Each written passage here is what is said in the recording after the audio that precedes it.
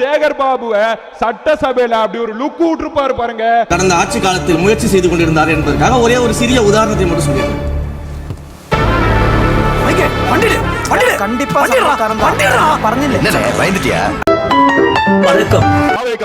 பசங்க இருக்கிறாங்க, பேரும் தலைவரா இருக்கிறான், நகராட்சியினுடைய தலைவராக இருக்கிறான், மாவட்ட பொறுப்புகள் இருக்கிறான். திமுக இன்னைக்கு ஒரு குரங்கு கூட்டம் சுத்திக்கிட்டு இருக்கு. ஜென் சிடிஎம்கே என்னவா இருக்கிறான்? இன்ப நிதிக்கு அடிமை வேலை பார்க்கக்கூடிய, அறிவாலயத்துல கக்கூஸ் கழுவக்கூடிய வேலையை பார்க்கிறதுக்கு ஆள் எடுத்து வச்சிருக்கிறான். நடக்கக்கூடிய நிகழ்வுகளை கிண்டல் செய்யக்கூடிய இவர்கள் வரக்கூடிய உள்ளாட்சி தேர்தலில் ஒரு கவுன்சிலராக கூட உள்ள போறதுக்கு முடியாது. ஒத்துக்கிட மனசு இல்லனாலும் அதான் நேசம். 1000 ஸ்கூலுக்கு பல ஆண்டுகளா கிடப்புல கடந்த அந்த என்ஓசிய, அந்த சைனை ₹1 காசு வாங்காம அண்ணன் ராஜ்மோகன் அவர்கள் கொடுத்திருக்காங்க. நல்லா இருப்படா போடா, ஒன்னெல்லாம் ஒண்ணும் பண்ண முடியாது. ஏன்னா முதலமைச்சர் இன்வால்வ்மெண்டா பணி செய்யறாங்க. அதை பார்த்தா அண்ணன் ராஜ்மோகன் இன்வால்வ்மெண்டா பணி செய்யறாங்க. இது குடும்பம், இதுவும் குடும்பம். அமைச்சர் ரமேஷ் அவர்கள் வாத்தி ரைடு விட்டுக்கிட்டு இருக்காரு. எப்ப எந்த கோவில் இருப்பாரு நமக்கே தெரியாது. பின்னாடி திரும்பி நம்ம அண்ணன் நிப்பாரு, எங்க நானும் தரிசனத்துக்கு வந்திருக்கேன் அப்படி நிப்பாரு. ஆக்சுவலா சேகர் பாபுவை சட்டசபையில அப்படி ஒரு லுக் விட்டுருப்பாரு பாருங்க. கடந்த ஆட்சி காலத்தில் முயற்சி செய்து கொண்டிருந்தார் என்பதற்காக ஒரே ஒரு சிறிய உதாரணத்தை மட்டும் சொல்லிடுறேன்.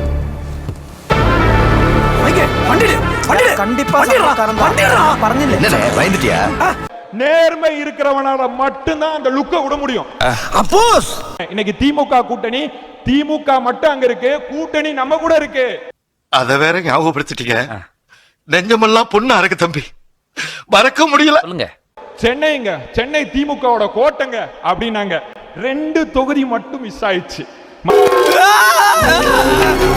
மத்தபடி அந்த கோட்டை இன்னைக்கு நம்ம கோட்டை சென்னை.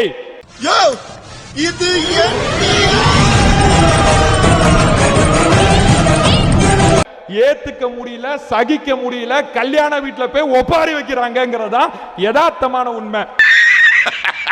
அதாவது இன்னைக்கு பார்த்தோன்னா இந்த திருமண நிகழ்வுகள்ல போய் ஒப்பாரி வைக்கிறது ஒரு ஃபேஷனா எடுத்துக்கிட்டு இருக்காங்க இன்னைக்கு. அண்ணே உடனே தானே. இனிமேல் அந்த கும்பல் திருமணம் பக்கம் வந்தா கட்டையால் அடிச்சு ஓட விடுங்கன்ற நானு. முடிச்சிடலாமா? திருமணங்கள்லாம் எப்படி எவ்வளவு கஷ்டப்பட்டு பண்றது நீங்க யோசிச்சு பாருங்க. அங்க வந்து உட்கார்ந்து வயித்துல வாயில அடிச்சுட்டு அழுவது நல்லா இருக்கா? நீங்க யோசிச்சு பாருங்க. வீட்டுல கும்பலையா கூட இவ்வளவு அழுக மாட்டாளுங்க, ஆனா நீ இந்த ஆளே அழுகிறியடா. மாப்பிள்ள சொம்பு கொடுத்தா தான் தாலி கட்டுவார் அப்படிங்கிற மாதிரி எங்களுக்கு நீங்க வந்து மேடையை போட்டு மைக்கு போட்டா தான் நாங்க வருவோம் அப்படின்றாங்க. நீ வரவே வேணாம், வீட்லயே உட்காரு. நீ ஊருக்கு கிளம்பு, நீ ஊருக்கு கிளம்புன்னு. நம்ம வந்து இன்ஸ்டாகிராமால தான் தோத்து போயிட்டோம், இன்ஸ்டாகிராமால தோத்து போயிட்டாங்களா? இதனோட பேய் கதை நிறைய பேருக்கு தெரியாது. சீக்கிரம் அதுல என்ன பண்றாங்க, இப்போ இன்ஸ்டாகிராம்ல சிறப்பா ரீல்ஸ் போடுறவங்களுக்கு ஒரு பரிசு யாரு? இந்த திமுக சொல்லிட்டு இருக்கு. யாரா நீங்களா? அவன் உடனே ஓடி வருகிறார். உதய சூரியன் லிப்சிங் அந்த பக்கம் இருக்கு, பாட்டு அந்த பக்கம் ஓடிக்கிட்டு இருக்கு. இதெல்லாம் எங்கடா உட்காந்து பாக்குறது? கரகமாடா, எங்க கரகமா இன்ஸ்டாகிராம்ல உங்களை பார்க்கணும்னு. அவங்க தோத்ததெல்லாம் பிரச்சனை கிடையாது, இது வரைக்கும் பல தடவை தோத்துருக்காங்க. அதிமுக தோத்தது இல்லையா? யோசிச்சு பாருங்க. அவங்க தோத்துருக்காங்க. ஆனா தாவேகா கிட்ட தோத்துட்டோமே அப்படின்றது அவங்களோட மிகப்பெரிய ஒரு அழுகைக்கான காரணம். அவஸ்தைப்படுறா சாரி. 1989 இருந்து 2025 வரைக்கும் ஸ்டாலின் இல்லாத சட்டசபையே கிடையாது. ஆனா இப்போ வீட்டுல ஒரு மூலையில உட்கார வச்சிருக்கோம். இங்க தூய்மை பணியாளர்கள் வந்து 2000 பேர் போராட்டம் பண்ணிட்டு இருக்கான். ஆனா இவர் கூலி படம் பார்த்து ரிவ்யூ சொல்லிட்டு இருக்காரு.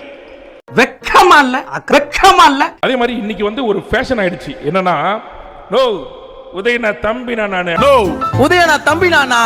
அந்த பானை தண்ணி எடுத்து போய் கொட்டி கக்கூஸ் கழுவு.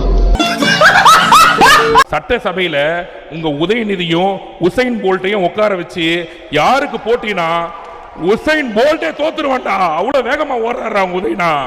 ஓர லாரி கடியில உள்ள வந்து ஓடுறான்டா அவன். என்சி டிஎம்கேக்கு ஆப்போசிட்டா இல்ல, ஆனா அவங்கள பத்தியும் கொஞ்சம் பேசுவோம். நான் இங்க இல்ல. we are proud கொத்தூஸ். வக்கீலா இருந்தா வக்கீல், நான் ஒரு வக்கீல்னு பெருமைப்படலாம். நான் ஒரு டாக்டரா இருந்தா ஐ எம் டாக்டர் அப்படின்னு பெருமைப்படலாம். ஒரு கூலி தொழில் இருந்தா கூட நான் ஒரு கூலி தொழில் தப்பு இல்ல. பெருமைப்படலாம். டென்சி டிஎம்கேன் மீட்டிங் நடந்ததுக்கு அப்புறம் தான் கொத்தடிமையா இருக்க பெருமைப்பட ஒரு கூட்டம் இருக்குன்னு தெரிஞ்சது. இது குடும்ப ஆட்சி தான் அப்படிங்கிறாங்க. அவரே சொல்றாரா? Very good very good. திமுகவுக்கு குடும்பமா போய் ஓட்டு போடுற இது குடும்ப கட்சி தான் அப்படிங்கிறாங்க. என்னங்க எனக்கு ஒண்ணுமே புரியல. அதுதானப்பா எனக்கும் புரியல. ஒரு குடும்பமே ஆட்சி பண்றதுக்கும் ஒரு குடும்பமா போய் ஓட்டு போடுறதுக்கும் வித்தியாசம் இல்லையா மக்களே? உதயண்ணா தம்பிடா அப்படின்றாங்க. உதயண்ணாவுக்கே யாரும் மரியாதை தரல. அவரே ஒரு டம்மி பீஸா தான் சுத்தின்னு இருக்காரு. நான் செவனே தானா போய்க்கிருந்தேன். யாரு வம்பு தும்புக்காச்சும் போனா. நன்றி, வணக்கம்.